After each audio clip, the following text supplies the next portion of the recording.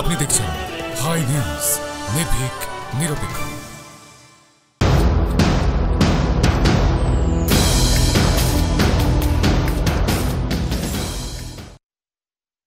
নমস্কার, high news নেটওয়ার্কে আপনাদের সবাইকে স্বাগত জানাই। হাই টক নিয়ে আমি মহুয়া রয়েছে আপনাদের সঙ্গে। আর এতদিনে নিশ্চয়ই আপনারা সবাই জেনেই গিয়েছেন যে শুক্রবার মানেই বাড়ি সংক্রান্ত যাবতীয় সমস্যা নিয়ে আলোচনা এবং অবশ্যই তার সমাধান বলে নেওয়া। আজকের আমাদের বিষয় কিভাবে সুষ্ঠুভাবে বাড়ি নির্মাণ করবেন, কি কি সমস্যা আসতে পারে, এই সমস্ত কিছু নিয়ে আমরা আলোচনা করব। আমাদের বিষয় বাড়ি তৈরির সাতকাহন।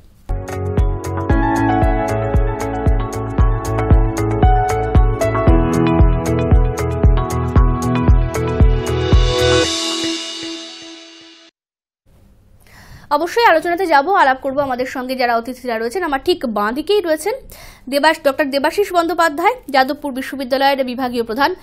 স্বাগত জানাবো আমাদের স্টুডিওতে। আর দেবাশিস বাবুর পাশেই রয়েছেন কনস্ট্রাকশন বিশেষজ্ঞ চন্দ্রচূড় ভট্টাচার্য। স্বাগত জানাবো চন্দ্রচূড় বাবুকেও। আর রয়েছেন আপনারা।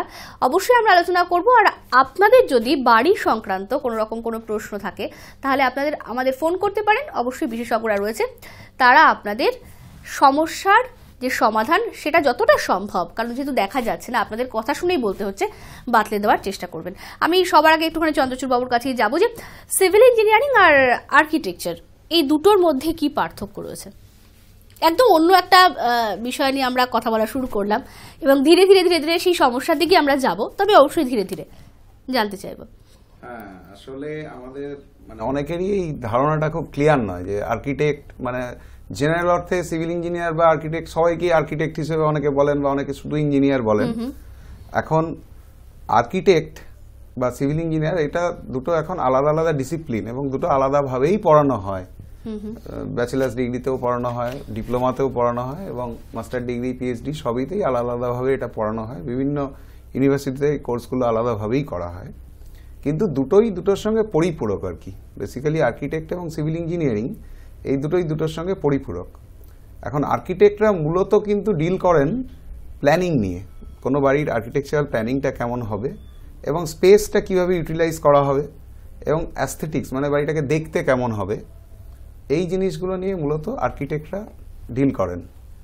আর আমরা সিভিল ইঞ্জিনিয়ার যারা আছি বা স্ট্রাকচারাল ইঞ্জিনিয়ার হিসেবে যারা কাজ করি, তারা কিন্তু আমরা মূলত হচ্ছে স্ট্রাকচারাল যে পার্টটা আছে, স্ট্রাকচারাল যে মেম্বারগুলো আছে, একটা কালাম, সেই কালামটা কতটা সাইজ হবে বা তার সেকশন কি হবে, দৈর্ঘ্য এবং প্রস্থটা কি হবে, তাতে কটা রড থাকবে লোডটা নিতে গেলে। তো সোজা কথা এটা বলা যায় যে আর্কিটেক্ট যখন প্ল্যানিংটা করছেন তখন কিন্তু দুজনেরই একটা হেল্প লাগে। একজন আর্কিটেক্ট ভালো যখন প্ল্যানিং করবেন তিনি স্ট্রাকচারাল ইঞ্জিনিয়ারের হেল্প নেবেন এবং ওনার প্ল্যানিংটাকে বাস্তবায়িত করতে গেলে কিন্তু আমাদের স্ট্রাকচারাল ইঞ্জিনিয়ারদেরকে সিভিল ইঞ্জিনিয়ারদেরকে আর কি লাগবে, যে বাড়িটাকে কটা রড দিতে হবে, কতটা স্পেসিং হবে, কি গ্রেডের কংক্রিট করতে হবে, মূলত এই জিনিসগুলো আমাদের সিভিল ইঞ্জিনিয়াররা দেখে। আচ্ছা, একটুখানি আপনাকে বিরত করবো। আমাদের সঙ্গে দর্শক বন্ধু কেউ রয়েছেন আমাদের অনুষ্ঠানের আজকের প্রথম ফোন। নমস্কার, বলুন। হ্যাঁ, নমস্কার, শুভ সন্ধ্যা মহা ম্যাডাম। নমস্কার, শুভ সন্ধ্যা, বলুন। নমস্কার, শুভ সন্ধ্যা মহা ম্যাডাম। হ্যাঁ, শোনা যাচ্ছে, বলুন। কে বলছেন? নমস্কার, শুভ সন্ধ্যা জানাই যারা বিশেষজ্ঞ আছেন, চন্দ্রচূড় বাবু আর একজন, তাদেরও নমস্কার, শুভ সন্ধ্যা জানাই। আমি সোনারপুর থেকে নিতাই ভট্টাচার্য কথা বলছি। বলুন দাদা। দেখুন, আমার যেটা বলার, এই যে বাড়ি তৈরি সাতক্ষণ বলছেন, আমরা যে বাড়ি তৈরি করে যে স্ট্রাকচার, এখন দেখছি আমাদের বাড়ি জলছাদ করা কি কতটা দরকার, কারণ অনেক কিছু ফেটে ফেটে যাচ্ছে। দীর্ঘদিন আমাদের 50 বছরের ওপর বাড়ি, 50 বছর হলো। এবং দ্বিতীয় কথা কি, আবার কি জলছাদ করা দরকার এবং নতুন প্রস্তাবের জন্য কি করতে পারি, নতুন করে গাঁথতে হবে না, পুরো তো স্ট্রাকচার তো ভাঙা যাবে না। আর এখন নতুন করে বাড়ি তো আমাদের ধরুন আগের বাড়ি এখন তো যেমন ভিত হয় না পিলার দিয়ে, আমাদের তো মজবুত ভিত ছিল। ভিত যদি এখন ভালোই আছে, মাঝে মাঝে একটু ফিটিংয়ে জল টল পড়ছে, বা ভবিষ্যতে যদি আরো যাতে না ফাটে আমরা কি করতে পারি, এইটুকুই জানতে চাই। সবাই খুব ভালো থাকবেন। নিতাই ভট্টাচার্য বললাম, ভালো থাকবেন। ধন্যবাদ। হ্যাঁ, উনি যেটা মূলত জানতে চাইছেন, ওনার ছাদের অবস্থা একটুখানি ডিটোরিয়েট করেছে, জল টল পড়ার ব্যবস্থা হচ্ছে। 50 বছরের পুরনো বাড়ি। হ্যাঁ, এখন আগের জলছাদ যদি কিছু থেকে থাকে সেটা নিশ্চয়ই আর ফাংশন করছে না। সেক্ষেত্রে আমাদের পুরনো জলছাদ যেটা করা হয়েছিল তখনকার দিনে, আগেকার দিনে লাইন টেরাসিং করা হতো, চুন সুরকি দিয়েই পেটাই করে ছাদগুলো করা হতো এবং তার লংজিভিটি যেটা থাকার কথা, লাইফ স্প্যান যেটা ছিল, সেটা কিন্তু হয়তো শেষ হয়ে গেছে। তাই এখন ওনাকে পুরোটাই তুলে ফেলতে হবে।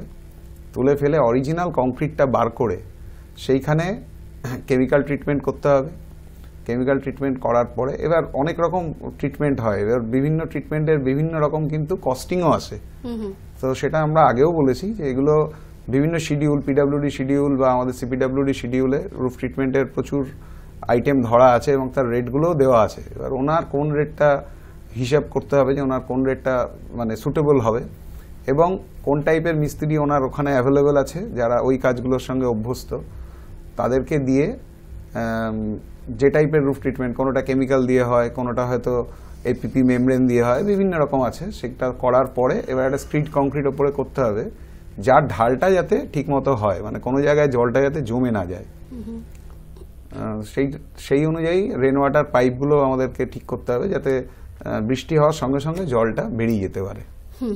এবং নিচে যদি কংক্রিটের খারাপ অবস্থা হয়ে থাকে সেক্ষেত্রে হয়তো গ্রাউটিং করতে হতে পারে যাতে নিচের যে ক্র্যাকগুলো আছে সেগুলো আমাদের ফুলফিল হতে পারে। তো এরপরে যেটা আমাদের আগের যেটুকুনি আলোচনা চলছে, আমি একটুখানি অবশ্যই সেদিকে যাব, তার আগে একটুখানি দেবাশিস বাবুর কাছেও আসবো। তার আগে আমাদের সঙ্গে দর্শক বন্ধু কেউ রয়েছে। নমস্কার, বলুন।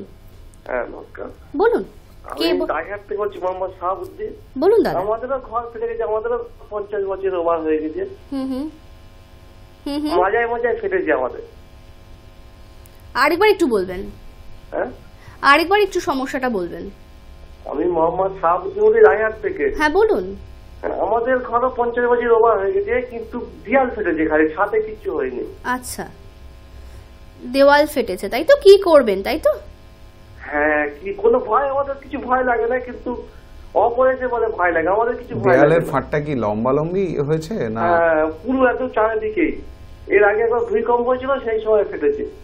ও, ভূমিকম্প থেকে ফেটেছে? এই যে অনেকদিন আগে হয়েছিল তখনই। মানে আপনারা লক্ষ্য রেখেছিলেন যে ভূমিকম্পের আগে কোনো ফাট ছিল না? জাস্ট না না না না, কিন্তু আমাদের কোনো ভয় লাগে না, কিন্তু অপর লোক আত্মীয় স্বজন আছে ওরা ভয় পায়। ঠিক আছে, আচ্ছা, আমাদের 50 বছর আগেকারই ঘর আমাদের। স্যার, এটা একটু বলুন। আচ্ছা, আপনি দেখতে থাকুন অনুষ্ঠান। ভূমিকম্প নিয়ে আমাদের করারও অনুষ্ঠান কথা ছিল এবং এখানে রয়েছে আমাদের আজকেও পার্ট রয়েছে। কি করবেন? আমি ওর চন্দ্রচূড়ের কথা একটু সাপ্লিমেন্ট করি। প্রথম থেকে একটু দেখছি, আর্কিটেক্টরা মেইনলি ফাংশনাল ব্যাপারটা দেখে, কিন্তু স্ট্রাকচারালি যেটা বললো বা কাঠামো, সেটা স্ট্রাকচারাল বা সিভিল ইঞ্জিনিয়াররা করে। এটা গেল 1 নম্বর। 2 নম্বর হচ্ছে এক ভদ্রলোক ফোন করলেন যে এই ফাটা ছাদ এবং সেখানে জল টলও পড়ছে। মূল জিনিসটা যেটা চন্দ্রচূড় আলোকপাত করেছে, জল যেন না জমে, ফলে পুরোনোটা যদি ফাংশন না করে সেটা তো সরিয়ে দিতেই হবে, কিন্তু মূল জিনিসটা হচ্ছে ওপরে যখন নতুন স্ক্রিড কংক্রিট করা হবে উইথ ওয়াটার প্রুফিং মেটেরিয়াল, সেটা যেন প্রপার স্লোপে করা হয়, জল যেন না দাঁড়ায়। তৃতীয়, উনি যেটা বলেছেন যে অন্যরা ভয় পায়, উনি ভয় পান না, কিন্তু ভয় পাওয়াই উচিত যদি ক্র্যাক হয়। ক্র্যাক মানে ম্যাসনরি ক্র্যাক অথবা এমনি ঠিকই আছে, কিন্তু যদি ল্যাটারাল ফোর্স আসে, আর্থকোয়েক বা অন্য কোনো কারণে, তাহলে কিন্তু সেটা পড়তে পারে এবং ভেঙে পড়লে কারোর লাগতে পারে। ফলে এটা কেন ফেটেছে দেখতে হবে। ফাটার অনেক ক্যারেক্টারিস্টিক্স আছে, যে এই ক্র্যাকটা ক্রমশ বাড়ছে কিনা, এই ক্র্যাকটা কোন দিকে তার। স্যার, একটা ছোট্ট কথা বলি। উনি কিন্তু বললেন আমার বাড়ির বয়স 50 বছর পেরিয়ে গেছে, মানে লাইফ স্প্যানের একটা বিশাল অংশ অলরেডি ক্রসও করেছে, মানে বাড়িটা এখন উইক স্টেজেই আছে ধরতে হবে।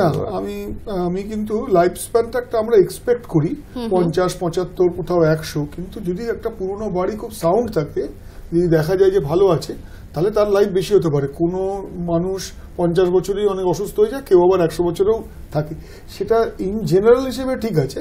কিন্তু ক্র্যাক সবসময় ভাবতে হবে যে ক্র্যাকের নেচার দেখতে হবে, ক্র্যাকটা কোন দিকে বাড়ছে, ক্র্যাকটা অ্যাক্টিভ না ডরম্যাট, মানে ক্র্যাকটা কি কনস্ট্যান্ট বাড়ছে না একই আছে। ক্র্যাকের দুদিকের ধারের লেভেলটাকে দেখতে হয়। এরকম 25-30 রকম ক্যারেক্টারিস্টিক্স আছে যেটা এখানে বলা সম্ভব নয়। ক্র্যাকটাকে ওয়াচ করতে হবে। এবার তারপরে দেখতে হবে সেটেলমেন্ট ঘটেছে কিনা। ম্যাসনরি স্ট্রাকচারের মূল প্রবলেম সেটেলমেন্ট, এবং আর্থকোয়েকে যদি উনি ঠিকভাবে অবজার্ভ করে থাকেন, আর্থকোয়েকে কিন্তু আগেকার যত বিল্ডিং আছে ম্যাসনরি স্ট্রাকচার নেবার ক্ষমতা নেই, ফলে তাকে কিন্তু রেট্রোফিট করতে হবে। এখন কোড অনেক উন্নত হয়েছে, ফলে ওখানে অনেক রকমের স্টিচিং করা যায়, ওখানে ব্যান্ড লিন্টেল, ওখানে ভার্টিক্যাল কনফাইনমেন্ট, নানা রকম জিনিস আছে। আমরা আমাদের মাস্টার ডিগ্রি কোর্স যেটা করানো হয় স্ট্রাকচারাল রিপেয়ার রেট্রোফিট যাদবপুর বিশ্ববিদ্যালয়, সেখানে এগুলো নিয়ে ডিটেলে ডিসকাশন হয়। মূল দরকার হচ্ছে কোনো একজন বিশেষজ্ঞ যারা এটা জানে তাদের সাথে যোগাযোগ করতে হবে, কারণ এটা কিন্তু ওই ফোন শুনে যেমন ডাক্তারবাবুরা ওষুধ দেওয়া ঠিক না, এখানেও কিন্তু সেইভাবে বলা উচিত না। যেটা আলোচনা করছি এটা একটা জেনারেল সেন্স। একদম একদম, যেটা আমি শুরুতেই বললাম যে যতটুকু শুনে বলা সম্ভব, সেটা মনে হচ্ছে যে ওনার হয়তো ভয় লাগছে না, তার কারণটা উনি প্রতিদিন দেখছে। কিন্তু যারা নতুন আসছে তারা যখন ভয় পাচ্ছে, তার মানে বিষয়টা ভয় পাওয়ার মতো, বিষয়টা অস্বাভাবিক ঠেকছে। উনি যেটা করতে পারেন, স্যাম্পলিং হিসেবে কিছুটা জায়গায় প্লাস্টার সরিয়ে, যে ক্র্যাকটা শুধু প্লাস্টারে আছে না ব্রিক ওয়ালকেও মানে হ্যাম্পার করেছে, ব্রিকে অব্দি ক্র্যাকটা চলে গেছে কিনা, ব্রিকে গেলেও ব্রিকটাকে ড্যামেজ করেছে না অনলি জয়েন্টটা দিয়ে ক্র্যাকটা গেছে, এইগুলো উনি যদি একটু দেখে আমাদের পরে কোনোদিন ফোন করেন, আমরা হয়তো আরেকটু ডিটেলস ওনাকে বলতে পারবো। একদমই, যেটা নিয়ে আমাদের আলোচনা চলছিল, সিভিল ইঞ্জিনিয়ারিং আর আর্কিটেকচারের পার্থক্যটা নিয়ে কথা বলছিলেন আপনি। হ্যাঁ, তো ওটাতে সিভিল ইঞ্জিনিয়ারিং পার্টটা যেটা স্যারও বললেন যে আমাদের স্ট্রাকচার ওরিয়েন্টেড ব্যাপারটা বেশি, এবং একটা বাড়ি দেখতে কেমন হবে, তার রং কেমন হবে, তার বাড়িটার এক একটা রুমের সাইজ কেমন হবে, আলো হাওয়া বাতাস কেমন ভাবে ঢোকানো যাবে, একটা ফাংশনাল রিকোয়ারমেন্ট। আমার বাথরুমটা কোথায় হবে, কত বড় হবে, ঘর বেডরুমটা কোথায় হবে, কত বড় হবে, আলো বাতাস আসছে কিনা। আর্কিটেকচারের অনেকগুলো ফিচার্স আছে, কিন্তু এগুলো হচ্ছে আমার প্রয়োজন অনুযায়ী করে, যার জন্য লোকে এটাকে খুব গুরুত্ব দেয়। কিন্তু আমরা যেমন অনেক সময় আমাদের শরীরের হাড়গোড়কে অতটা গুরুত্ব দিই না যতটা স্কিনে মাখি ক্রিম। হাড়গোড়টা কিন্তু কি মেটেরিয়াল দিয়ে, আমাদের সিভিল ইঞ্জিনিয়ারিং এ কিন্তু মেটেরিয়াল, স্ট্রাকচারাল কানেকশন, কনস্ট্রাকশনের জয়েন্টস, এই এভরিথিং গুলো কিন্তু দেখা দরকার, এবং দুজনের মধ্যে মিল না থাকলে একটা ভালো বাড়ি হবে না। একদম। আমাদের সঙ্গে দর্শক বন্ধু কেউ রয়েছে, নমস্কার, বলুন। বলুন। হ্যাঁ, আমি বলছিলাম আমাদের ছাদ ফাটেনি না, আগে আগে আগে বলুন, আপনি কে বলছেন, কোথা থেকে? মোহাম্মদ শাহাবুদ্দিন রাজার থেকে। আচ্ছা, হ্যাঁ, কি বলছেন বলুন। আমি বলছিলাম এক্ষুনি আমি শুনলাম ছাদে কিছু হয়নি, আমার দেয়ালে হয়েছে। না, আপনার দেওয়ালের কথাই বলা হয়েছে, যেটা না না, তার আগে যিনি ফোন করেছিলেন আপনি বোধহয় দেখেননি, তিনি ছাদের কথা বলেছেন, এবং এটা একটা মিল হয়ে গিয়েছে যে আপনারও 50 বছরের পুরনো বাড়ি, তারও 50 বছরের পুরনো বাড়ি, সেই কারণে পরপর উত্তর দেওয়া হয়েছে। ঠিক আছে, কিছুই হয়নি, একদম এটা আশ্চর্য ব্যাপার। হ্যাঁ, আপনার দেওয়ালে প্রবলেম হচ্ছে তো সেটা স্যাররা বলে দিয়েছেন। আচ্ছা, সেটা এখানে বলা যাবে না, আপনি অনুষ্ঠান দেখতে থাকুন, সেই ব্যবস্থা এখনো পর্যন্ত আমরা করে উঠতে পারিনি। আমরা চেষ্টা করব, আমরা দাদা চেষ্টা করব, ধন্যবাদ। আপাতত আমরা চেষ্টা করব আপনাদের কাছে একদম পৌঁছে যাওয়ার, তবে এখনো পর্যন্ত সেই ব্যবস্থা আমরা করে উঠতে পারিনি। হ্যাঁ, আমি স্যারের কাছে আসবো যে সিভিল ইঞ্জিনিয়ারিং এবং কনস্ট্রাকশন ইঞ্জিনিয়ারিং এর মধ্যে কি পার্থক্য রয়েছে। হ্যাঁ, এটা একটা ভীষণ গুরুত্বপূর্ণ প্রশ্ন, পার্টিকুলারলি আমাদের ডিপার্টমেন্টের তরফেও। দেখুন, সিভিল ইঞ্জিনিয়ারিং, সিভিল কথাটার অর্থটা এসছে সিভিলাইজেশন থেকে। সিভিলাইজেশনে যা কিছু দরকার তার সেটাই সিভিল ইঞ্জিনিয়ারিং, এবং এটা প্রথম প্রাচীনতম ইঞ্জিনিয়ারিং। আপনি যদি পুরনো বিই কলেজে যান, ম্যানহোলের ঢাকনায়, যেটা শিবপুরে, সেখানে এখনো সিই কলেজ লেখা আছে, কারণ ইঞ্জিনিয়ারিং মানেই সিভিল ছিল। যখন যন্ত্র এলো, মেকানিক্যাল শিপ হলো, তাকে পাওয়ার দিতে ইলেকট্রিক্যাল এলো, আর এখন কম্পিউটার, ইলেকট্রনিক্স, আইটি এগুলো এসছে। কিন্তু সিভিল ইঞ্জিনিয়ারিং মানে মানুষের প্রয়োজন, এবং 3টে প্রয়োজনের একটা হচ্ছে বাড়ি, সেই প্রয়োজনে সিভিল ইঞ্জিনিয়ারিং তৈরি হয়েছে। কিন্তু এর অ্যারেনাটা এর প্রচুর বড়, নানা রকম জিনিস আছে, সে জল, রাস্তাঘাট, বাড়ি, ব্রিজ, বিভিন্ন রকম জিনিস আছে। এখন যে কোনো স্ট্রাকচারই হোক, যে কোনো সিভিল ইঞ্জিনিয়ারিং জিনিসই হোক, তাকে কিন্তু কনস্ট্রাক্ট করতে হবে। তার দুটো ভাগ থাকে, একটা হচ্ছে প্ল্যানিং ডিজাইন, আর একটা হচ্ছে কনস্ট্রাকশন। স্যার একটু বলি, জাহাজ, প্লেন, এগুলোরও সিভিলের মধ্যেই ধরে, এটা অনেকে ভাবে এটা বলে সিভিলের আওতায় নেই। Structure, Naval structure, everything is structure, এবং স্ট্রাকচারের একটা পার্ট আবার মেকানিক্যালও পড়ানো হয়, কারণ মেশিনের স্ট্রাকচারটাও স্ট্রাকচার। কিন্তু যেটা দরকার সিভিল ইঞ্জিনিয়ারিং, বিশেষ করে ছাত্রদের বলবো যে সিভিল ইঞ্জিনিয়ারিং মানেই কিন্তু তার 80 থেকে 85 বা 90% বেশি কাজ কিন্তু কনস্ট্রাকশন সেক্টরে, অর্থাৎ সেটাকে ইমপ্লিমেন্ট করতে হবে সাইটে গিয়ে। এবং সেই কারণে সিভিলের থেকে আমাদের যাদবপুর বিশ্ববিদ্যালয় সবসময় একটু আলাদা রকমভাবে চিন্তা করে। সেটা 1989 সালে এই ডিপার্টমেন্টটা তৈরি হয়, ডিপার্টমেন্ট অফ কনস্ট্রাকশন ইঞ্জিনিয়ারিং। এখানে কনস্ট্রাকশন অ্যাসপেক্টটাকে অনেক বেশি ফোকাস করা হয়েছে। তার মানে কি সিভিলের সাথে মিল নেই?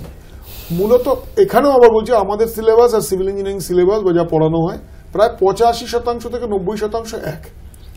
কিন্তু সিভিলের কিছু সাবজেক্টকে আমরা অত টাচ করি না, যেমন এনভায়রনমেন্টাল ইঞ্জিনিয়ারিং, যেমন হয়তো ওয়াটার রিসোর্স ইঞ্জিনিয়ারিং, এগুলো সেগুলো অত ডিটেলে যাওয়া হয় না।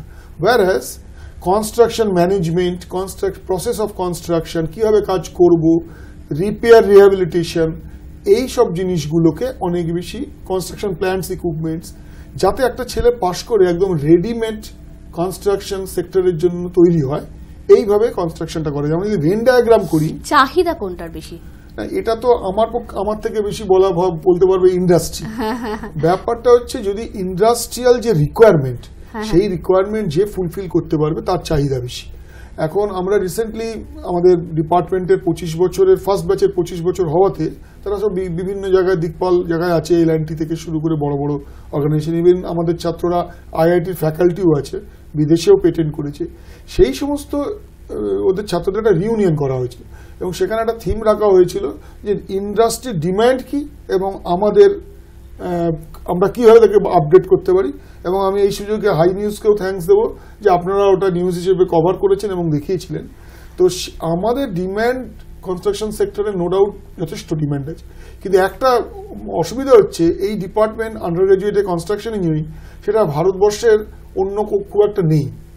IIT চেন্নাই বা IIT দিল্লিতে মাস্টার ডিগ্রি লেভেলে আছে, কিন্তু যার ফলে সমস্ত লোকেদের মধ্যে, সমস্ত ইন্ডাস্ট্রির কাছে বা সমস্ত গভর্নমেন্ট সেক্টরে সবাই এখনো কনস্ট্রাকশন ইঞ্জিনিয়ারিংটা 25 বছর হয়ে যাওয়ার পরেও জানতে পারেনি। তো আপনারা সেই কাজটা করছেন বা আমাকে সুযোগ দিয়েছেন। আমাদের ছেলেরা যারা সত্যিকারে পড়াশুনো করে বেরিয়েছে, সবাই তো ইকুয়ালি পড়াশুনো করে না, তাদের কিন্তু কনস্ট্রাকশন সেক্টরের ডিম্যান্ড অনেক বেশি। এবং রিসেন্টলি আমি নাম নিচ্ছি না, এমন কোম্পানিও এসছে যারা আমাদের এখান থেকে অনেকগুলো ছেলে নিয়ে গেছে আমাদের ডিপার্টমেন্ট থেকে, কনস্ট্রাকশন কোম্পানি। আমরা ইঞ্জিনিয়ারিং বিভিন্ন পার্ট নিয়েও কিন্তু আলোচনা করছি। সিভিল ইঞ্জিনিয়ারিং, তার সঙ্গে সঙ্গে কনস্ট্রাকশনের কি পার্ট রয়েছে, স্ট্রাকচারাল কি পার্ট রয়েছে, সমস্ত দিক কিন্তু স্যার তুলে ধরছেন। অবশ্যই চন্দ্রচূড় বাবু তো রয়েছেই আমাদের সঙ্গে। চন্দ্রচূড় বাবুর কাছেই আসবো যে ভালো কনস্ট্রাকশনের জন্য আমাদের কি কি দিকে অনুশীলন করা প্রয়োজন, কি কি দিক আমাদের দেখতে হবে? আমরা যদি ক্যাটেগরিক্যালি ভাগ করতে যাই, একটা ভালো কনস্ট্রাকশন সাইট, বড় কনস্ট্রাকশন, এটা কিন্তু ছোট বাড়ির জন্য না, আমরা বলছি এটা একটু বড় স্কেলে যদি ভাবা হয়, সেক্ষেত্রে আমার মনে হয় সবার আগে আমাদের দেখতে হবে যে এটা অ্যারেঞ্জমেন্টটা, পুরো জিনিসটা কীভাবে অ্যারেঞ্জ করা হচ্ছে। কাজে অ্যারেঞ্জমেন্টটাকে আমাদের যখন ঠিকঠাক ব্যাপারটা দাঁড় করানো যাবে, অনেক দিন আগে থেকে আর কি প্ল্যানিং শুরু করতে হবে। একটা বড় কিছু কাজ করতে হবে, যেমন আমাদের এই যে মেট্রো হচ্ছে, অনেক দিন আগে থেকেই কোন রুটে মেট্রোটা যাবে, কোনখান দিয়ে গেলে সবার সুবিধা হবে, তারপর সার্ভে করা, এরকম এক একটা পরপর স্টেজ থাকে। তো আমাদের যারা ম্যানেজমেন্টের সঙ্গে থাকেন প্রজেক্টে, তারা অনেক আগে থেকেই এটা অ্যারেঞ্জমেন্ট শুরু করেন যে কোথা দিয়ে কি হতে পারে, তার জন্য কোথায় সয়েল টেস্ট করতে হবে, কোথায় কি করতে হবে, এই ব্যাপারগুলো চিন্তাভাবনা করতে হবে। তারপর দেখতে হবে কনস্ট্রাক্টিবিলিটি, এই জিনিসটা এখানে কনস্ট্রাকশন করা সম্ভবই কিনা এবং কিভাবে কনস্ট্রাকশনটা করতে হবে, এটা একটা চিন্তাভাবনার মধ্যে রাখতে হবে।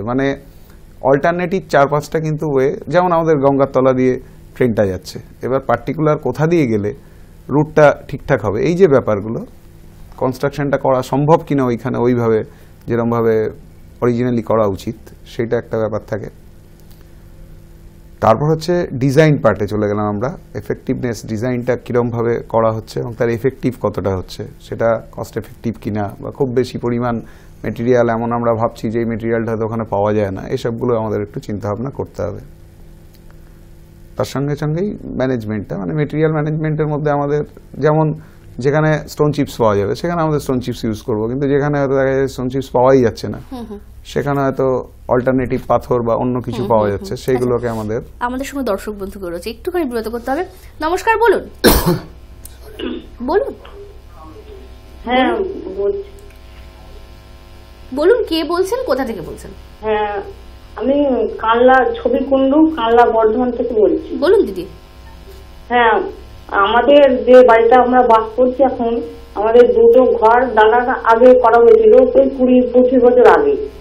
তা বছর 3 আগে একটা ঘর আর দালান করা হলো, যে এবার রং টং করে কমপ্লিট করার পরে 3-4 মাসের মধ্যে না লিংটনের তলা থেকে সেই দালান বা ঘরের সেই দেয়ালের সেই চিপ ফাট দেখা গেল।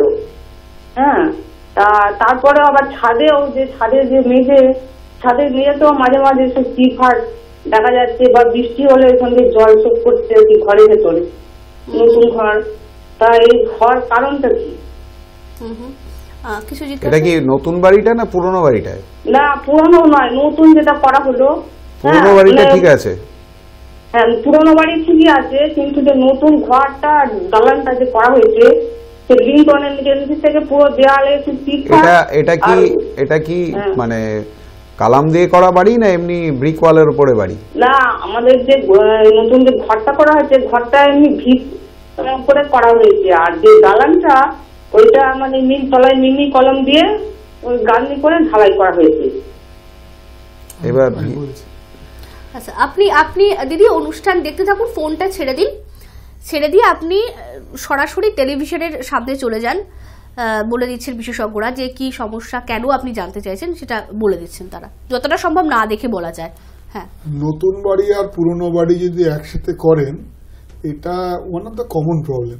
এর কারণ হচ্ছে পুরনো বাড়িটা দীর্ঘদিন ধরে ওজন আছে, তার তলার মাটি কিন্তু সেটেলড করে গেছে, সে আর বসবে না। নতুন বাড়ি যখন জয়েন করা হচ্ছে তখন কিন্তু নতুন বাড়ির লোড, যেটাকে আমরা কনসলিডেশন সেটেলমেন্ট বলি, অর্থাৎ টাইম ডিপেন্ডেন্ট, সময়ের সাথে সাথে কিছুটা বসে। এবার নতুন বাড়িটা বসছে অথচ পুরনো বাড়িটা বসে রয়েছে, ফলে ওইখানে একটা ডিফারেন্সিয়াল সেটেলমেন্টের জন্য অ্যাডিশনাল মুভমেন্ট এবং ক্র্যাক ডেভেলপ করে। এটা আমি যতটুকুনি প্রবলেমটা শুনলাম। আর চন্দ্রচূড় যেটা বলছিল ভালো বাড়ি করতে গেলে, খুব সহজভাবে বলছি, আমি কঠিন জিনিসে যাচ্ছি না, ভালো রান্না করতে গেলে কি লাগে? ভালো ইনগ্রেডিয়েন্টস লাগে, ভালো রাঁধুনি লাগে। এবং স্যার একটু বিরত করব, যিনি আমাদের ফোন করেছিলেন কালনা থেকে ছবি দেবী, আমি বলছি আপনাকে যে আপনি ফোনটা কেটে দিন, কারণ ফোনের লাইনটা যদি আপনি ধরে রাখেন, টেলিফোন ধরে রাখলে আপনি উত্তরটা শুনতে পারবেন না। আপনি ফোনটা ছেড়ে দিন, ফোনটা ছেড়ে দিয়ে আপনি টেলিভিশনের সামনে গিয়ে উত্তরটা শুনুন, না হলে পরে উত্তরটা আপনি শুনতে পারবেন না। মেটেরিয়াল, হ্যাঁ স্যার যেটা বলছেন, হ্যাঁ ভালো রান্না করতে গেলে যে ইনগ্রেডিয়েন্টস, ভালো রাঁধুনি, এগুলো যেমন লাগে, তেমনি বাড়ি করতে গেলে আমার ভালো মেটেরিয়াল লাগবে, যেটা বোধহয় চন্দ্রচূড় করেছে, আগের দিন দেখছিলাম। ভালো মেটেরিয়াল লাগবে, ভালো মিস্ত্রি লাগবে। ভালো মিস্ত্রির কিন্তু ভীষণ প্রয়োজন, যেটা আস্তে আস্তে কমে যাচ্ছে। শুধু ইঞ্জিনিয়ারিং কমিউনিটি ভালো হলেই হবে না, ইঞ্জিনিয়ারের সাথে সাথে যারা অ্যাকচুয়ালি কাজ করে তাদের ভালো মিস্ত্রি দরকার। অনেক মিস্ত্রির প্রচুর দক্ষতা আছে, সেরকম নিয়ে করতে হবে। এবং অবশ্যই যে রান্নাটা করার আগে যদি আপনি ভেবে নেন যে আমি কি রকম ভাবে করব বা কি কি দেব, যেটাকে প্ল্যানিং বলছে, সেরকম প্ল্যানিং লাগবে। বিল্ডিং দেখতে মনে হয় একটা ছোট্ট জিনিস, ব্রিজ বা অন্যান্য ড্যাম অনেক বড় জিনিস, কিন্তু বিল্ডিং এ প্রচুর আইটেম থাকে, 100-র ওপর আইটেম থাকে। ফলে এই এতগুলো আইটেম সুন্দর করে করা, তার জন্য কিন্তু ওই যেটা ও শিডিউল বলছিল, আইটেম বলছিল, এইগুলোকে অত না জানলেও আমাদের প্ল্যানিং, এক্সিকিউশনে মেটেরিয়াল এবং ভালো দক্ষ ইঞ্জিনিয়ারের আন্ডারে দক্ষ মিস্ত্রি, কোয়ালিটি ম্যানেজমেন্ট যে ব্যাপারটা হয় সেটা আমাদের করতে হবে। আমাদের সঙ্গে দর্শক বন্ধু কেউ রয়েছেন, নমস্কার, বলুন। বাসার থেকে বলছি অরিন্দম শাহ। বলুন। বলছি আমার বাড়ি 2-3 বছর আগে একটা বাড়ি তৈরি করেছিলাম, ডিমের তলায় একটা ক্র্যাক দেখা যাচ্ছে, ডিমের তলাতে লম্বা একটা ক্র্যাক, কিছু কিছু জায়গায় যে ডায়াগোনাল ভাবে কিছু ক্র্যাক দেখা যাচ্ছে, এটা কিভাবে ক্লিয়ার করা যাবে? কি বাড়িটা কি কালামের বাড়ি না ব্রিক ওয়ালের বাড়ি? কালাম আছে। কালাম আছে, বিমটা কালাম টু কালাম জয়েন্ট করেছে, তাই তো? হ্যাঁ হ্যাঁ। স্প্যান কত বিমটার? 3 মিটার 4 মিটার। 4 মিটার মতো স্প্যান? হ্যাঁ। আপনার কি জানা আছে মানে সাইজটা কত আছে বিমের? আমি একটা কথা আপনাকে বলছি, 500। আমি একটা কথা আপনাকে বলছি, 500 × 250। শুনুন, ডাক্তারবাবু যেমন রুগী না দেখে ট্রিটমেন্ট করতে পারে না, শুধু কিন্তু ক্র্যাক দেখে ডাইরেক্টলি ট্রিটমেন্ট করতে যাবেন না। মানে একটা আন্দাজ করা যায়, আমরা জেনারেলাইজ আলোচনা করছি, এটা যে কোনো যারা এই ধরনের রিপেয়ার রেট্রোফিট করেন, যে কোনো মানে দক্ষ ইঞ্জিনিয়ারের সাহায্য নিন। কারণ যখন আপনার শরীর খারাপ হবে, ক্রিটিক্যাল শরীর খারাপ হওয়া মানে হচ্ছে ক্র্যাক এসছে মানে কোনো সমস্যা হয়েছে, মানে সেটা সত্যিকারের বড় সমস্যা কিনা সেটা ওনারা দেখে বুঝবেন। জাস্ট আন্দাজে কিন্তু কিছু করবেন না, তাহলে ওই হাতুড়ি চিকিৎসার মতো হবে। আপনি অনুষ্ঠান দেখতে থাকুন, আমি টেলিফোনটা ছেড়ে আপনি টেলিভিশনে অনুষ্ঠান দেখতে থাকুন। আমি একটুখানি আরেকবার একটুখানি জানতে চাইবো যে যিনি ফোন করেছিলেন ছবি দেবী, যে কি কারণে হচ্ছে বলে মনে দেখুন, আমি হচ্ছে। যেটা বললাম সেটা আন্দাজ করলাম, উনি একটা পুরনো বাড়ি ছিল, সেখান থেকে দালানটাকে এক্সটেন্ড করেছে। এখন ওই জয়েন্টটা যদি উনি না ফিক্স জয়েন্ট করতেন, দুটো আলাদা করতেন, মাঝে একটা গ্যাপ রাখতেন, তাহলে এই প্রবলেমটা হতো না। কারণ নতুন বাড়িটা এবার আস্তে আস্তে বসবে, কিন্তু পুরনো বাড়ি আর বসবে না। ফলে ওইখানে একটা ডিফারেন্সিয়াল সেটেলমেন্ট আমার যতটুকুনি কথায় মনে হয়েছে। কিন্তু এই আমার উপদেশের সঙ্গেও আমি বলছি, যে কোনো এ ধরনের সমস্যায় কিন্তু কোনো একজন এই বিষয়ে যে ডাক্তার, যে স্ট্রাকচারাল ডাক্তার যারা, তাদের দেখানো উচিত। দেখে কারণ ডায়াগনোসিস যদি কারেক্ট না হয়, ট্রিটমেন্ট কারেক্ট হবে না। ফলে এটা দেখা দরকার। এটা কিন্তু যথেষ্ট মানে খুব কি বলবো সেন্সিটিভ ইস্যু। এটা কিন্তু জাস্ট জেনারেল ভাবে বলা যাবে না। হ্যাঁ, প্রবলেম হয়েছে এখন এই ক্র্যাক, যেমন বিমে ক্র্যাক এসছে বা ছবি দেবীর যেটা, ওই ক্র্যাকের নেচারটাকে জানতে হবে। এটা হরাইজন্টাল, ভার্টিক্যাল না ডায়াগোনাল, এটা বাড়ছে না কমছে, এগুলো বলছিলাম। এগুলো উইডথ কত, এর দুপাশের লেভেল এক আছে কিনা, এটা কি ফ্লেক্সচারাল মানে মোমেন্টের জন্য ক্র্যাক না শিয়ারের জন্য ক্র্যাক, টেম্পারেচারের জন্য ক্র্যাক না ময়েশ্চার মুভমেন্ট, এরকম নানা রকম ইস্যু আছে। তো ফলে ওটা কিন্তু ক্র্যাকটা মানে স্ট্রাকচার অবধি গেছে না আমাদের প্লাস্টারের উপরে আছে, সেটা তো বটে। কসমেটিক হলে তো এবার যদি প্লাস্টার ছাড়িয়ে দেখা যায় যে ক্র্যাকটা ভেতরে ঢোকেনি, তাহলে অনেক অংশেই কিন্তু ঝামেলা আমার কমে গেল। কিন্তু যদি দেখা যায় যে প্লাস্টার ছাড়ানোর পরে ক্র্যাকটা আমার স্ট্রাকচারের ভেতরে ঢুকে গেছে, তখন একটু চিন্তা ভাবনা করতেই হবে যে ক্র্যাকটাকে কিভাবে রিপেয়ার করা যাবে। হালকা ক্র্যাকও অনেক আছে, যেটাকে শ্রিঙ্কেজ ক্র্যাক বলে। কংক্রিট বাড়ি যিনি যখনই সিমেন্ট জলের সাথে মেশে পরের দিকে কিন্তু কিছু শ্রিঙ্ক করে, সেই শ্রিঙ্কের জন্য ক্র্যাক আসে, কারণ তার টেনসাইল স্ট্রেংথ নেই। ফলে যখনই শ্রিঙ্ক করবে ছোট ছোট ক্র্যাক আসে। এখন যদি শ্রিঙ্কেজ ক্র্যাক হয় অত চিন্তার কিছু নেই, কিন্তু এটা জানতে হবে এটা শ্রিঙ্কেজ ক্র্যাক না স্ট্রাকচারাল ক্র্যাক। সো এটা একটু বিশেষজ্ঞের ব্যাপার। আমরা যে যা জানছি বা এর বাইরেও আরো অনেক নলেজ আছে, আমরা এই নিয়ে পড়াশোনা করছি, কিন্তু এটা দেখানো উচিত। না দেখে ট্রিটমেন্ট করা হাতুড়ি চিকিৎসা হয়ে যায়। একদমই। চন্দ্রচূড় বাবু যেটা বলছিলেন যে কনস্ট্রাকশন করতে গেলে আমাদের কি কি বিষয়ের দিকে নজর রাখতে হবে, প্ল্যানিং, পাথরের বিষয়টা আপনাদের সবকিছু দেখতে হবে। পাথরের বিষয়টা, যখন যেটা আমাদের অ্যাভেলেবল মেটেরিয়ালস পাওয়া যাবে সেইটাকে ম্যাক্সিমাম ইউজ করার দিকে আমাদের চিন্তা ভাবনাটা রাখা উচিত। কারণ কস্টিং সেটার উপরেই কম বেশি অনেকটাই নির্ভর করে। যেমন কোথাও যদি ব্রিক না পাওয়া যায়, আমি যদি অনেক দূর থেকে ব্রিক নিয়ে যেতে যাই, সেখানে হয়তো কংক্রিট ব্লক ইউজ করলে দেখা যাচ্ছে আমার সস্তা হচ্ছে। সেগুলো আমাদের একটু চিন্তা ভাবনা করতে হবে। একটুখানি বিরত করবো, আমাদের সঙ্গে দর্শক বন্ধু কেউ রয়েছেন। নমস্কার, বলুন। নমস্কার, আমি পশ্চিম মেদিনীপুরের মনসুরা থেকে বাপি সামন্ত বলছিলাম। বলছিলাম আমার একটা মামার বাড়িটা ব্যাপারটা হচ্ছে ফাউন্ডেশন করা আছে দোতলার জন্য, পাশে একটা পুকুর আছে, ঠিক আছে। এবার পুকুরের ওয়াটার লেভেল থেকে ভিটার হাইট 10 ফিটের মতো। পাশের পুকুরটা কত দূর আছে বাড়ি থেকে? বাড়ি থেকে ছিল 10 ফিটের মতো দূরে, আপাতত মাটিটা ধপ নেমে এখন প্রায় 2-3 ফিটে এসে দাঁড়িয়ে গেছে। এখন ব্যাপার হচ্ছে বাড়ির উপর যদি লোড চাপানো হয় বা দোতলা যদি করা হয়, সেক্ষেত্রে প্রবলেমটা কি ধরনের হতে পারে বা ওটা থেকে কিভাবে বাঁচা যেতে পারে। আমার স্বাভাবিক মনে হচ্ছে যেন বাড়িটাও আস্তে আস্তে ওইদিকেই টলে পড়বে, এরকম কিছু মনে হচ্ছে।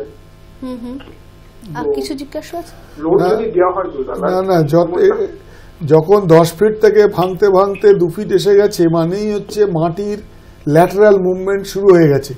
কারণ আপনার বাড়ির ওজন যেটা আছে সেটা শুধু নিচে যায় না, তার সাইডেও যায়, ল্যাটারাল প্রেসারও হয়।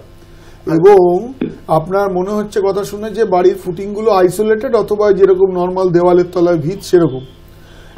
এখন ওই ধরনের বাড়ি কিন্তু সমস্যা হবে এবং হেলে পড়তেও পারে। আপনি যে আশঙ্কা করেছেন, আপনার লেভেলটা দেখা দরকার।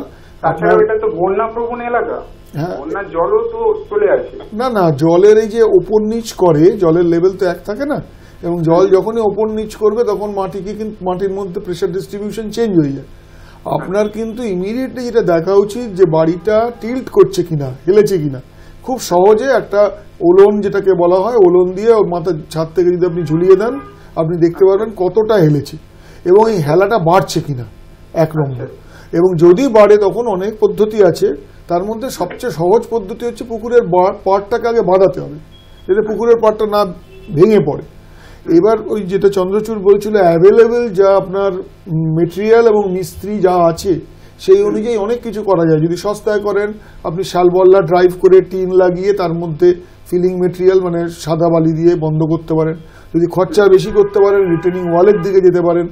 এখন প্রথম দেখুন বাড়িটা হেলছে কিনা, বাড়িটা কনস্ট্যান্ট হেলছে কিনা এটা দেখুন। তবে এটা নিঃসন্দেহে একটা মানে চিন্তার বিষয়, এটাকে যত্ন সহকারে দেখতে হবে। তবে আমার পার্সোনালি যেটা মনে হয় সেটা হচ্ছে, যেহেতু 10 ফিট দূরে ইনিশিয়ালি ছিল, আমাদের কিন্তু আবার 10 ফিট দূরে নিয়ে যাওয়ার প্রসেসটা শুরু করতেই হবে। ফিলিং কিন্তু ইমিডিয়েট চালু করে দেওয়া দরকার। এবার স্যার যেটা বললেন, রিটেনিং ওয়ালই হোক বা আমরা শালবল্লি করি, সেটা কিন্তু ওই বাড়ির গায়ে না, সেটা কিন্তু ওই 8-10 ফিট দূরে। তারপরে ওটাকে মাটি দিয়ে ফিল করলাম বা বালি দিয়ে ফিল করলাম বা অন্যান্য ফিলিং মেটেরিয়াল দিয়ে ফিল করলাম, কিন্তু আমাদের ইমিডিয়েট যেটা দরকার সেটা কিন্তু ওই বাড়ি থেকে 8-10 ফুট দূরে অবধি আর কি পুকুরটাকে আবার পৌঁছে দেওয়া, যেটা বাড়ির ক্রমশ কাছে চলে আসছে সেইটাকে কিন্তু আপনি অনুষ্ঠান দেখতে থাকুন। হ্যাঁ, আপনি অনুষ্ঠান দেখতে থাকুন, টেলিফোন ছেড়ে এবার আপনি টেলিভিশন অনুষ্ঠান দেখতে থাকুন। হ্যাঁ, চিন্তার বিষয়। তারপরে যেটা আমাদের করতে হবে সেটা হচ্ছে জিরো অ্যাক্সিডেন্ট টেকনিক। মানে বাড়িটা করতে গিয়ে এমন কোনো অবস্থার মধ্যে কোনো শ্রমিকও যাতে না পড়ে বা অন্যান্য যারা বাড়িটার সঙ্গে জড়িত তারাও যাতে না পড়ে। কাজেই সেফটির ব্যাপারটা ইনক্লুডিং ইন্স্যুরেন্স থেকে শুরু করে সবকিছু ব্যাপারটাই মাথায় রাখতে হবে, এবং সেফটি মেজার যেগুলো একটা বাড়ির জন্য নেওয়া দরকার সেটা আমাদের শ্রমিক ভাইরা নিচ্ছেন কিনা বা অন্যান্য যারা আশেপাশ দিয়ে যাচ্ছে। অনেক সময় দেখা যায় বাড়ির পাশ দিয়ে যাচ্ছে, ওপর থেকে একটা কিছু পড়লো, একটা অ্যাক্সিডেন্ট ঘটে গেল। এই ব্যাপারগুলো বিভিন্ন জায়গায় হয়তো সাইনবোর্ড লাগানোর প্রয়োজন হতে পারে, নেট দিয়ে ঘিরে দেওয়ার ব্যবস্থা হতে পারে, সেইগুলো প্রপারলি নেওয়া হয়েছে কিনা সেটা দেখতে হবে। তারপর হচ্ছে আমাদের কোনো একটা বেঞ্চমার্ক ঠিক করতে হয়। যখন কোনো একটা প্রজেক্ট আমরা গেছি, তো অন্য একটা প্রজেক্ট করতে কতদিন টাইম লেগেছে, ওই সিমিলার টাইপের একটা কাজে কত সময় লেগেছে, এই টাইপের বা ওই টাইপের কাজটা কত ভালো হয়েছে, এরকম একটা বেঞ্চমার্ক অনেক সময় আমরা ঠিক করি যে ওই প্রজেক্টটার মতো একটা প্রজেক্ট যাতে আমরা করতে পারি। একটুখানি বিরত করব, আমাদের সঙ্গে টেলিফোনে দর্শক বন্ধু রয়েছেন। নমস্কার, বলুন বলুন। নমস্কার, কে রয়েছেন বলুন বলুন, কে রয়েছেন বলুন, কে আছেন? নমস্কার, বলুন। না, আমাদের সঙ্গে বোঝা যাচ্ছে না, শোনা যাচ্ছে যেটা বলা যায় প্রজেক্ট ডেলিভারি মেথড এবং কনস্ট্রাক্টিং স্ট্র্যাটেজি যেটা লাগবে। প্রজেক্টটা আমাদের ডেলিভারি আলটিমেটলি করতে হবে, সেটা কিভাবে আমরা কোন প্রসেসে ডেলিভারি করার দিকে আমরা এগোতে পারবো এবং এর যে স্ট্র্যাটেজিটা এটা ঠিক করা, এগুলো যদি আমরা পরপর স্টেপ ওয়াইজ করি তাহলে একটা বড় প্রজেক্ট সম্বন্ধে একটা আইডিয়া হতে পারে। আমি বলছি যে প্রত্যেকটা যে কনস্ট্রাকশন অ্যাক্টিভিটিগুলো আছে, ধরুন মাটি কাটা, তারপরে ফাউন্ডেশন ঢালাই করা বা পিসিসি করা, তারপরে আপনি আস্তে আস্তে উপরে উঠলেন, ডিপিসি দিলেন, লিন্টেল দিলেন, তারপরে ছাদ ঢাললেন, এই যে পরপর কতগুলো স্টেজ আছে, এই প্রত্যেকটা জিনিস কিন্তু যখন সিমেন্ট দিয়ে করা হচ্ছে তার একটা নির্দিষ্ট সময় লাগে স্ট্রেংথটা পেতে। আপনি একটা বাচ্চাকে যেমন আজকালকার দিনে 2 বছরে স্কুলে পাঠাচ্ছে, ওর কিন্তু বেসিক্যালি প্রিম্যাচিওর ক্র্যাক ডেভেলপ করছে ব্রেনে, তাকে নিজের মতো বড় হতে দিতে হয়। ঠিক তেমনি একটা মিনিমাম সময় দিতে হবে, তা না দিলে কিন্তু সমস্যা আছে। অনেক সময় অন্যান্য বড় বড় প্রজেক্টে খুব তাড়াতাড়ি কাজ করতে হবে, তার জন্য অন্য এক্সপেন্সিভ মেজার নেওয়া হয়, কিন্তু নর্মাল বাড়ির ক্ষেত্রে যে কাজটার জন্য যতটুকু সময় দিতে হবে, কিছু কাজ আছে যেগুলো প্যারালালি করা যায়, আবার কিছু কাজ আছে যেটা কিন্তু স্টেপ বাই স্টেপ যেতে হবে। যেটা কনস্ট্রাকশন প্ল্যানিং বলছে সেটা মিস্ত্রিরা কোনোভাবে করে, সেইখানে অনেক সময় আমি তাড়াতাড়ি করে কলমের ভার্টিক্যাল শাটারিং সরিয়ে নিলাম, বা আমি ছাদ বা বিমের তলার শাটারিং সরিয়ে নিলাম। এখানে স্যার আমি দেখেছি অনেক সময় মিস্ত্রিদের ওপর কিন্তু প্রেশারও দেই আমরা, শুধু যে মিস্ত্রি নিজে ইচ্ছা করে ফেলে তা না, কিন্তু মানে আমরা মিন্স ইঞ্জিনিয়াররা না, আমি বলছি যে যারা আছেন মালিকরা অনেক সময় কিন্তু প্রেশারাইজ করে যে আমার অমুক দিনে গৃহপ্রবেশ করতে হবে, দিয়ে আমার চাই না, তাহলে তখনই ক্র্যাকস এসে যায় যেটা চোখে দেখা যায় না, পরবর্তীকালে কিন্তু ওই ক্র্যাকস থেকে মরচে পড়া শুরু হয়, তখন বুঝতে পারবে না। আমাদের সঙ্গে রয়েছেন কেউ দর্শক বন্ধু। নমস্কার, বলুন বলুন। আগেরই মনে হয় নমস্কার, বলুন। কিছু প্রবলেম আছে, কিছু একটা সমস্যা আছে। নমস্কার, বলুন বলুন। না, আমাদের সঙ্গে আমরা কথা বলা যাচ্ছে না, শোনাও যাচ্ছে না। হ্যাঁ, যেটাই বলছিলাম যে প্রত্যেকটা মেটেরিয়ালও যেমন দেখতে হবে, কারণ বাড়িটা কিন্তু আমি রান্নার সঙ্গে তুলনা করলাম এই কারণে, আমি এইভাবে দেখি বাড়ি তৈরি কিন্তু একটা ম্যানুফ্যাকচারিং প্রসেস, যেমন আমি মেকানিক্যালের কোনো একটা স্টিল তৈরি হচ্ছে বা কোনো একটা সিমেন্ট তৈরি হচ্ছে, একটা প্রসেস থাকে, এতটুকু সময় এটা করতে হবে। বিল্ডিং কনস্ট্রাকশনের সময়ও কিন্তু সেই ম্যানুফ্যাকচারিং প্রসেসের জন্য যে যা যা করা উচিত। এবং ম্যানেজমেন্ট মানে কি, ম্যানেজমেন্ট কথাটা শুনতে অনেক বড় লাগে, ম্যানেজমেন্ট মানে হচ্ছে এই পরস্পর কাজগুলোর মধ্যে একটা সুতোয় গাঁথা, যেটা যতটুকু সময় কোথায় আমি বেশি গুরুত্ব দেবো, কোথায় এটাও তো ভালো কনস্ট্রাকশনের পার্ট, যেখানে আমি আসতে চাইছিলাম 100 এই আমি একটা কথা অনেক জায়গায় বলি, এটা এই সুযোগে বলি, যে আমরা দেখবেন যখন ছাদ তৈরি হচ্ছে তখন মিক্সচার মেশিন আসে, ভাইব্রেটার আসে, নারকোল ফাটানো হয়, মিষ্টি খাওয়ানো হয়, যেন বিরাট কিছু একটা হচ্ছে। অথচ যখন পিলার গুলো তৈরি হয় কলম, তখন কিচ্ছু হয় না, তখন কিচ্ছু হয় না, তখন বেশি জল দিয়ে কংক্রিট তৈরি করা হয়, ইভেন ভাইব্রেটার নিয়ে বাঁশ দিয়ে খোঁচানো হয়। অথচ বাড়ির মূল শক্তি কিন্তু কলম। আমি বলবো আপনি অন্য ছাদে ফেটে জল পড়ে হয় অসুবিধা হয়, কিন্তু ছাদ ফেটে জল পড়লেও কিন্তু বাড়ি বিরাট ক্ষতি। কিন্তু কলম যদি ভেঙে যায়, সে আর্থকোয়েক হোক বা যে কোনো কারণে, পুরো বাড়ি কিন্তু চাপা পড়ে মানুষ মারা যায়। আমাদের সঙ্গে দর্শক বন্ধু কেউ রয়েছে, নমস্কার, বলুন। হ্যালো, হ্যাঁ বলুন। আচ্ছা, আমি বলছি যে বাড়ি আমার ঢালাই হয়ে গেছে, তাহলে ওটা ঢালাই কি কতদিন পরে করা উচিত? আগে বলুন আপনি কে বলছেন, কোথা থেকে বলছেন? আমি গৌতম ঘোষ বলছি, উত্তরপাড়া থেকে। আচ্ছা, আরেকবার একটুখানি প্রশ্নটা বলুন। প্রশ্নটা হচ্ছে, আমার বাড়ি ঢালাই হয়েছে 1 বছর আগে, পেডেস্টান ঢালাই যেটা কোয়ার্টার চর্জি দিয়ে করে, ওটা কতদিন পরে করা উচিত? মানে আপনি কি বাড়িটাকে আবার উঁচু করতে চান আরো? ঢালাই না, মানে ওটা কি করা দরকার আছে স্যার, সেই জিজ্ঞেস করছি। কি ঢালাই করেছেন, ছাদ না কি, কোনটা বলছেন? ছাদ ঢালাই দিয়েছেন? হ্যাঁ, ছাদ ঢালাই, মানে বাড়ির দোতলা ছাদ ঢালাই হচ্ছে 1 বছর হয়ে গেছে। এরপরে আপনি স্কিড কংক্রিট 1/4 ইঞ্চি দিয়ে করবেন কিনা বলছেন, তাই তো? না দেখুন, ওটা আপনি লাইনটা ছেড়ে অনুষ্ঠান দেখতে থাকুন, আপনি টেলিভিশনে উত্তরটা শুনুন স্যার যেটা বলছেন। হ্যাঁ, বাড়ি ছাদের উপরে আগেকার দিনে যেটা প্রথম প্রশ্নটা এসেছিল, যে ছাদ রূপ ট্রিটমেন্ট করা হতো, তার মূল কারণ দুটো। একটা কি কারণ, একটা কারণ হচ্ছে, মানে বেসিক কারণটা হচ্ছে থার্মাল কন্ডাক্টিভিটি বাড়ানো, বাইরে প্রচন্ড তাপ ঘরে না ঢোকে, বা বাইরে যখন শীতকালে খুব ঠান্ডা ভেতরে না ঢোকে। এখন সেই ধরনের রুফ ট্রিটমেন্টের যে মিস্ত্রি, যারা গান গেতে গেতে থাপিস বলতো, সেভাবে করতো, বা সেই গুড় জল মেথি এখন পাওয়া যায় না, ফলে এটা এখন হয় না। অথচ টেম্পারেচার দিনে দিনে বেড়ে চলেছে, ফলে যদি ওটা আপনার খোলা ছাদ হয়, তাহলে আপনাকে ঠান্ডা করার জন্য কোনো না কোনো সিস্টেম নিতে হবে। অনেক ধরনের সিস্টেম আছে, কিন্তু যেটা স্কিড কংক্রিট 1/4 ইঞ্চি ঢালাই দেয়, তার মূল কাজটা হচ্ছে অনেক সময় কনস্ট্রাকশন করার সময় টপ লেভেলটা অনেকে ঠিক রাখতে পারে না, একদম এক্স্যাক্টলি জলটা বেরিয়ে যাবে, সেটা হয় না। তো ইমিডিয়েটলি ওটা যদি তার কিছুদিনের মধ্যে একটা 1/4 ইঞ্চি দিয়ে যত্ন করে স্লোপটা করা হয়, যে মাঝখানটা উঁচু আর যেখানে যেখানে আমার ড্রেনেজ আছে সেখানটা স্লোপ দিয়ে দিলাম, তাহলে কি হবে, বৃষ্টি হবেই। এবং কোনো কংক্রিটই কিন্তু 100% ইম্পারমিয়েবল নয়, কিন্তু জল যদি না দাঁড়ায় তাহলে কিন্তু ছাদ ফাটার সমস্যাটা কমে যাবে। এই কারণে ওটা করা ভালো। কিন্তু বেশি দিন পরে করলে যেটা হয়, আপনি বলছেন 1 বছর হয়েছে, এখন বন্ডিং মেটেরিয়াল অনেক বেরিয়ে গেছে, করা যাবে, কিন্তু যতটা তাড়াতাড়ি করবেন তত তার নিজস্ব বন্ডিংটা হবে, সিমেন্টের সাথে সিমেন্টের বন্ডিং। তবে এখন অনেক কেমিক্যাল জিনিস পাওয়া যায়, অনেক বন্ডিং পেইন্ট আছে, আপনি চিপিং করলেন, তারপর বন্ডিং এজেন্ট দিলেন, তারপরে কংক্রিটিং করুন, এবং ওই 1/4 ইঞ্চের যেটা ঝালবেন তার মধ্যে একটু ওয়াটারপ্রুফ মেটেরিয়ালও মিশিয়ে দেবেন, তাহলে আরো ভালো হবে।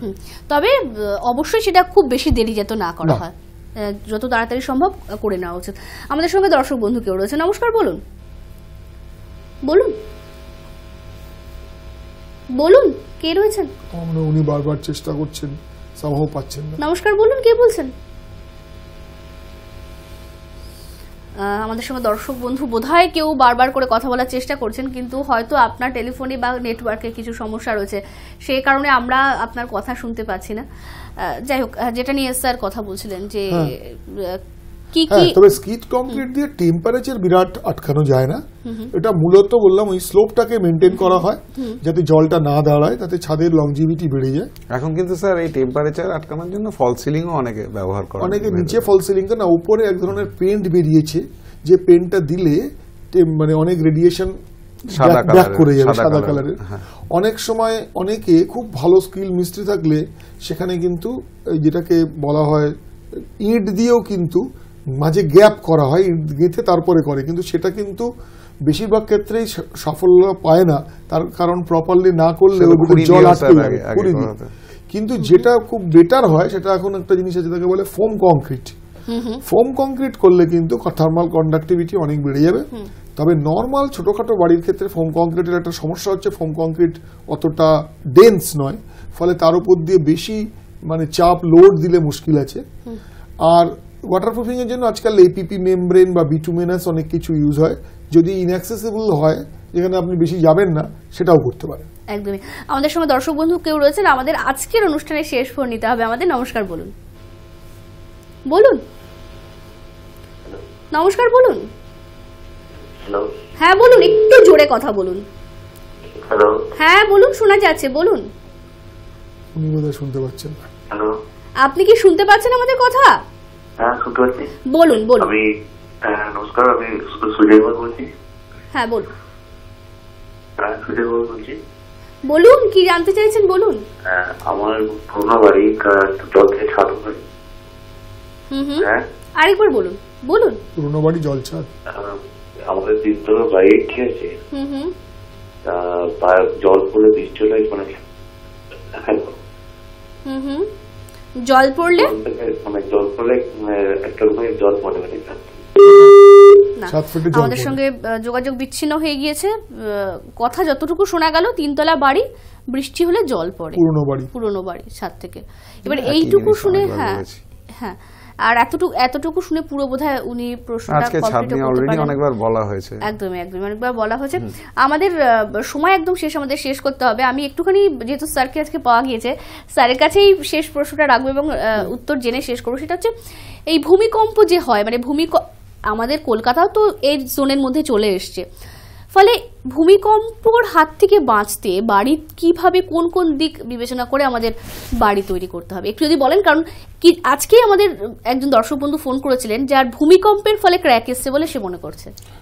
ভূমিকম্প মানে হচ্ছে অনেক ধরনের এনার্জি বেরোয়, কিন্তু আমাদের কলকাতা রিজিয়ন কিন্তু অ্যাক্টিভ ফল্ট আজকাল অনেকে বলছে একটা নিচে আমাদের আছে, কিন্তু সেটার থেকেও বেশি হয় এই হিমালয়ান, আসাম রিজিয়ন, সিকিম, নেপাল, ওইখানে যখন বড় ভূমিকম্প হয় তার প্রভাবে কলকাতার এফেক্ট বেশি পড়ে।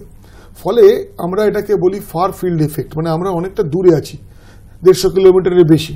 ফলে ভূমিকম্পে যেটা মূল আসে সেটা একটা ত্বরণ আসে, যে ত্বরণটা হরাইজেন্টাল, এবং এই হরাইজেন্টাল অ্যাক্সিলারেশনের জন্য একটা হরাইজেন্টাল ফোর্স বাড়িটা পায়।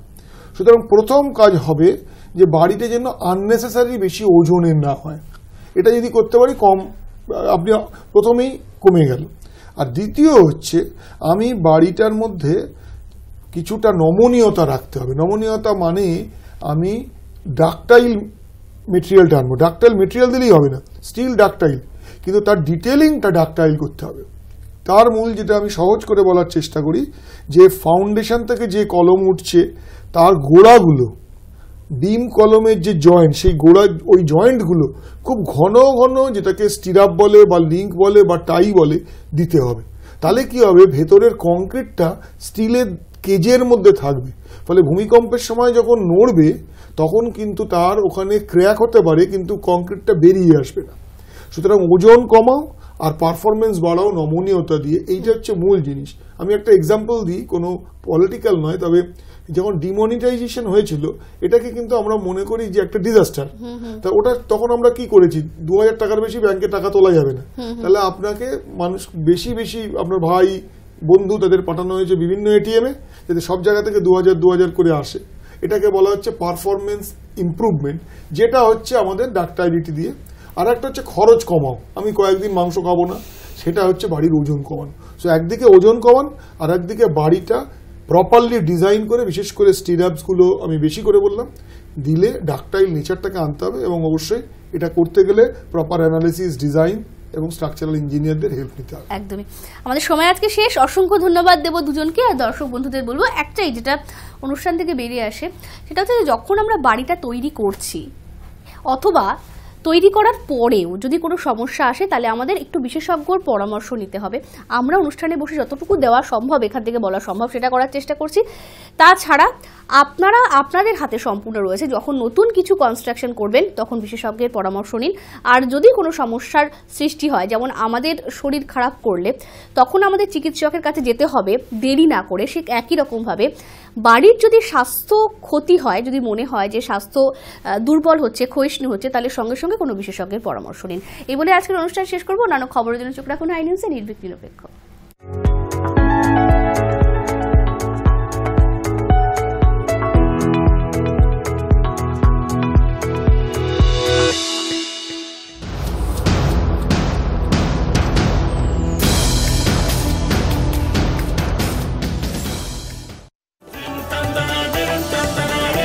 আপনি দেখছেন হাই নিউজ, নির্ভীক নিরপেক্ষ।